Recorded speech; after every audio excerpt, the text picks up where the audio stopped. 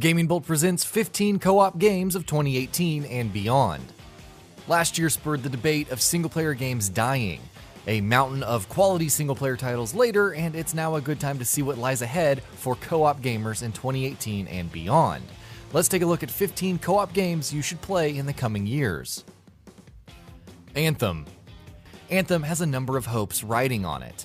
For the most part, it's a shared world looter-shooter set in gorgeous environments and offering power armor-based combat.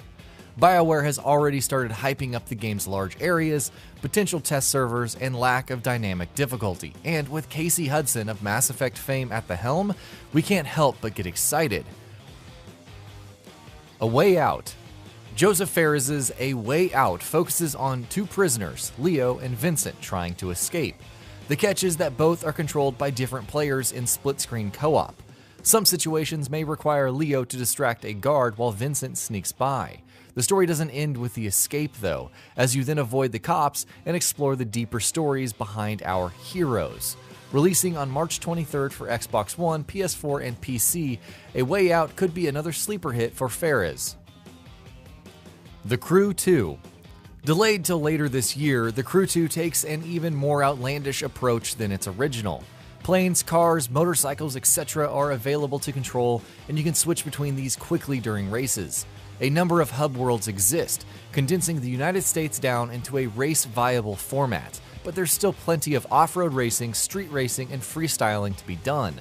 The Crew 2 is out in Q2/Q3 for 2018 for the Xbox One, PS4, and PC. Monster Hunter World.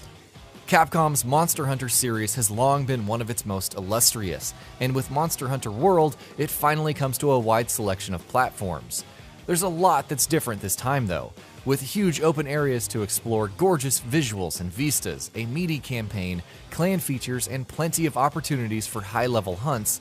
Monster Hunter World could very well be your de facto co-op title this year. GTFO. A rather odd announcement at the Game Awards was GTFO from the designer of Payday 1 and 2.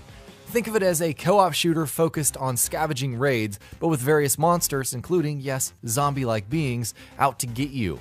Along with loot aspects and different experiences thanks to the procedural generation of the Expedition Director, GTFO is a rather interesting Left 4 Dead alternative for the future. Overkill's The Walking Dead. Set to release in fall 2018, Overkill's The Walking Dead stresses cooperation and embarking on missions to gather supplies. These are used to strengthen your home base against attacks from the undead and rambunctious humans.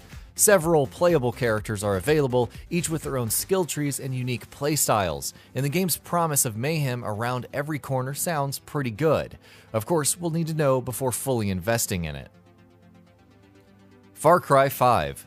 The Far Cry series has always offered strong co-op options, from the dedicated campaign of Far Cry 3 to co-op in the main campaign for Far Cry 4.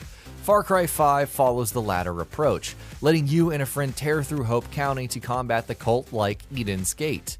So whether that means fighting in the skies with biplanes, hiring animals to do your bidding, or creating tons of explosions, Far Cry 5 should satisfy your desire for open-world chaos. Crackdown 3. After numerous delays, we have to wonder if Crackdown 3 is even in a playable form at this stage. Regardless, its ambition, allowing numerous players to team up and tackle the campaign or go online for some cloud-based destruction, still has us intrigued. Whether 2018 is the year of Crackdown 3 or not, Microsoft badly needs it right now. Dauntless.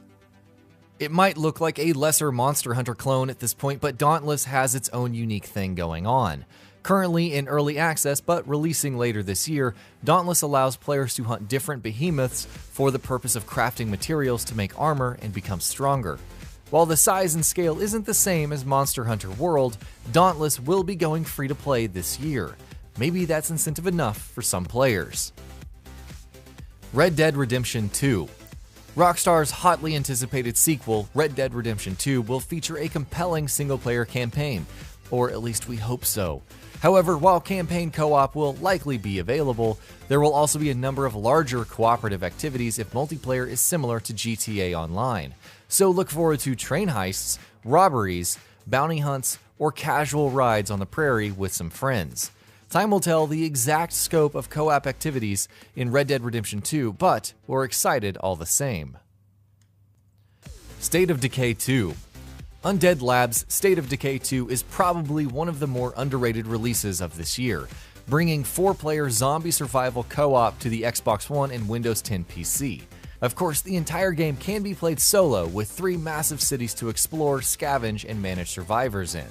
If the world size, attention to detail, and gameplay elements are as well thought out as in the first game, State of Decay 2 could be an instant classic. Warhammer Vermintide 2.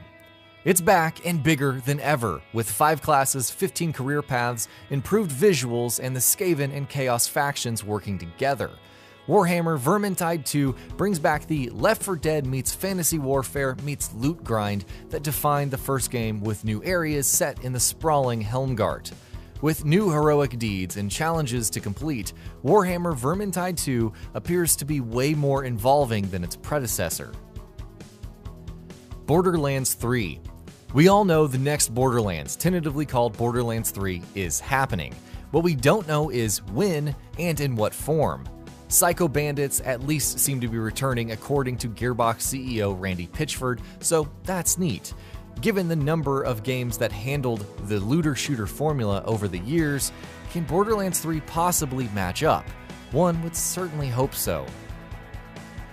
Arr, matey, and other pirate speak, Rare's Sea of Thieves is finally out for Xbox One and Windows 10 PC players on March 20th.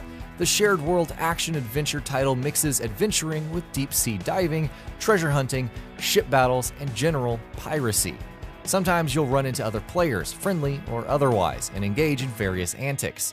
Regardless of how you feel about the cartoonish visuals, Rare's Sea of Thieves certainly looks more unique than anything else available. Fortnite. Though Fortnite Battle Royale is currently out and enjoying a massive amount of success, the base Save the World campaign is still very much in early access. It's received a significant amount of updates and changes though, so much so that we're interested in how the co-op PvE-focused mode pans out when it goes free to play this year. And that'll be about it for this one. If you guys like what we're doing at Gaming Vault, please consider subscribing to our channel, and I'll see you guys on the next video.